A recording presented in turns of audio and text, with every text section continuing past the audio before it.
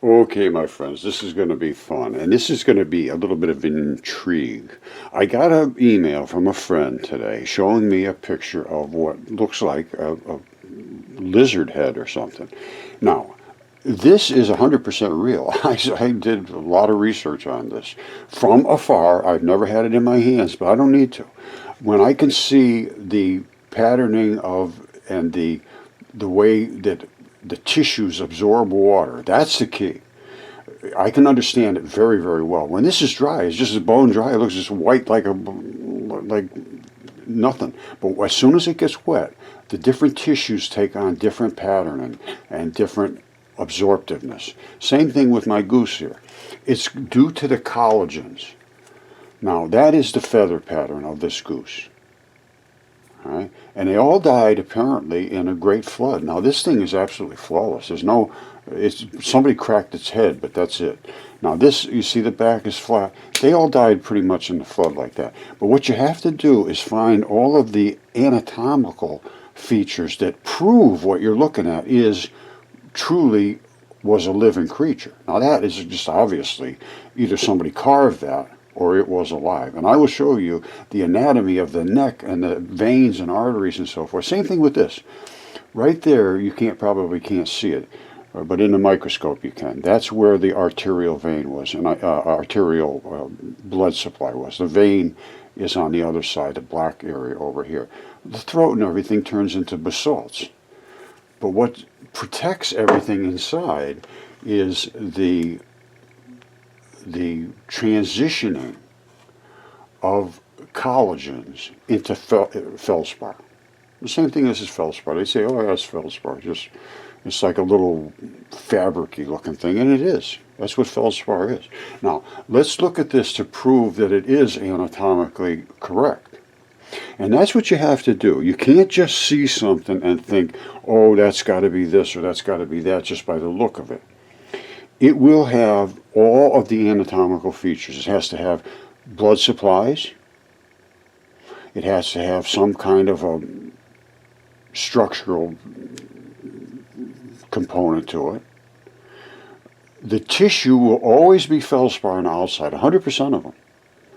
And below that, you will get into different various types of minerals and sometimes metals. Depends on where it was when it petrified. When they're wet is when you can tell. The different types of tissues take on a different look to them depending upon where they are. And all of the little membrane-y areas will have this darkness to them. See, it appears to me this is a white Naga, and I'll show you. And again, look at the lips, look at the eyeballs. This is where you have that different type of skin, you have a different type of look to it. See, this is when it looks just totally dry. And it looks like it's all carved out of the same thing. It's not. These are where the membranes are, and on the nose and the lips and so forth. Up underneath, I'm going to show you the architecture of the throat and the vein and the artery that supply blood to that. You see this? This is the back of the head. His head got caved in. Somebody smashed his head. And that's all blood. And, this can all be looked at in much greater detail than I'm showing you here. But I know from my studies exactly what this is. You see this? This is up where the crest is. And each one of these, I believe, is a little tab of hair coming out of there, or something's coming out of those spots. See, there's a little bloody area coming out of this side, too. That's the eye. And it is what it is. These are different minerals and materials within the same matrix, and then they take on different colors and textures depending upon the moisture levels. Same thing with your body. All right, remember here, I showed you before there was all those little holes in the crest there. You see the Nagas, I'll show you in a second. And then this is the back of the crest of a Naga head, and it has all those little flutes in there. And it's cracked in the back, and blood's coming out of it. The only thing I can find that comes close is the white Naga.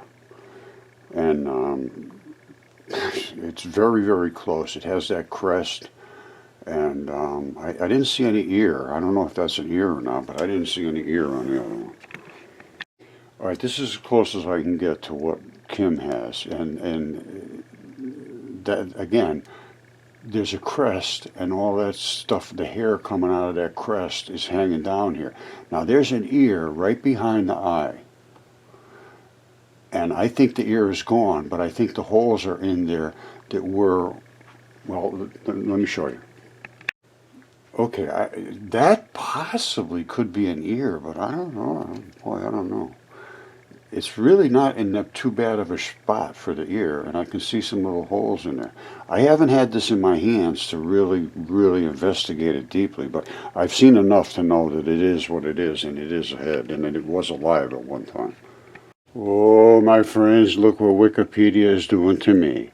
Reptilian humanoids, or anthropomorphic reptiles, are fictional creatures that appear in folklore, fiction, and conspiracy theories.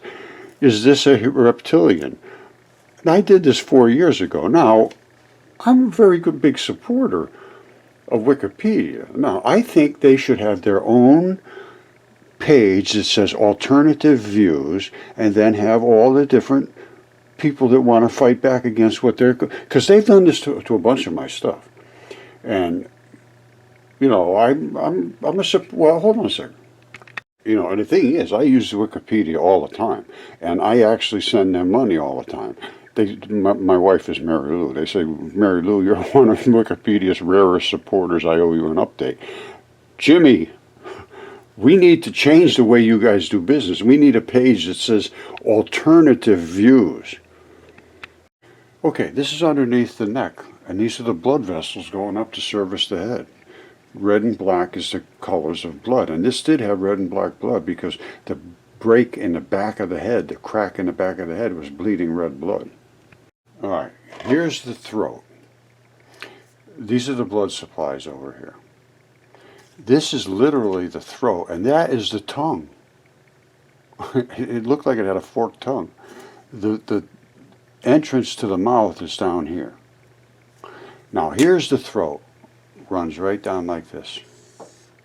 All right? This is the tongue. It goes up over the top, out the front. Now, here there's some kind of bone-looking structures here that held this neck, the vertebrae of the neck, it looks like. But now you've seen what I'm showing. I'm going to take them off of here and see if you can notice that for yourself. You see the throat? Now, of course, everything fills in. Everything does fill in, and nothing is left open, just voids. Now, it may fill in with whatever, but usually it fills in with basically the same looking stuff you have here. But that was alive. As far as I'm concerned, absolutely no question whatsoever. A lot of these things petrified in this way. This guy's head was smashed in. Somebody smashed it in. This is literally a cap. And you can slide a playing card up in between the cap and the head. Jim Burchell and Arlie Caudle found this head in rural Kentucky years ago and displayed it on TV, and it was claimed to be just a carved head. Well, you see the nose is broken, the flesh on the nose, you can see the cartilage, you can see all of the blood, and the guy on TV, it was Scott Walter, he said, oh, it's just iron oxides. Well, that's what blood is. And he was 20, I think it was only 20 seconds, less than 1 minute, by the time he first originally saw it, till the time he said, absolutely no question, it's nothing. Well, that started a real hullabaloo, let me tell you. But anyway, all of this stuff can be proven now. I'm not making anything up here. I can prove what I'm saying. Everybody else just sloughs everything off. Within a minute, it's a done deal. That's not the way you do science. Okay, my friends, what we really need to do is start investigating what we actually have in our hands here that can be investigated. But it has to be looked at and not just sloughed off. Things are so unbelievable. I agree. Even the foot right here, the heel stone at Stonehenge, is a foot. And I have all these different things in my own hands here to show you new species and everything else. So because it's so spectacular, it's so pushed against. Look, amazing discoveries, rocks are hard biology. All of this stuff is supported by material evidence, not just theories that, oh, that can't be, that's crazy, this is this and that. No. It's time to start really investigating what is in our hands, not what is in our heads. Because what's in your head has been put there by people that don't want you to know the truth, because it sort of takes away from their authority.